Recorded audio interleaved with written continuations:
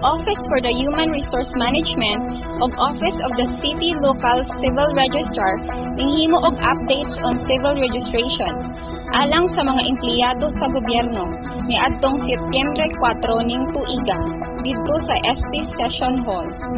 Kini nga kalihukan subay sa pagsaulog sa bulan sa Setyembre isip Philippines Civil Service Month. Matud pa ni Rudy Estrellanes, Local Civil Registrar nga maoy resource speaker, iyang gipasabot ang RA number 10172 Implementing Rules and Regulations nga pwede na sa ilang opisina ang pag-file og petisyon sa tagtungod kabahin sa pag-correct sa clerical or typographical errors sa adlaw ug bulan nga natawhan og change of sex nga dili na iagi og korte diin giamindar ang balaod nga RA number 9048 tungod niini nga tuyo.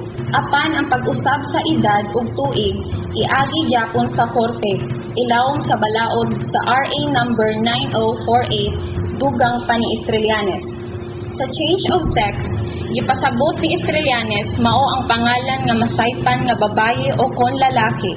Ang tagtungod pwede maka-file og petition sa ilang opisina nga dili na moagi og korte. In Republic Act 10172, amendment sa Republic Act 1948, wala na ito i-hanay o kunsay sulod at maunin siyang balaura ang naghatag authority. Kaya na ang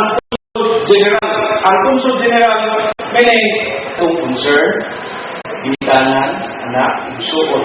Other than that, that is PA, kahit yung dokumento is personal and confidential. Ang maong kalihukan usa sa mga nakahanay sa pagsaulog ning tibuok bulan sa Setyembre isip Philippine Civil Service Month nga nagdala sa tema nga Tatak Lingkod Bayani, Isabuhay, Ipagmalaki at Ipagbunyi.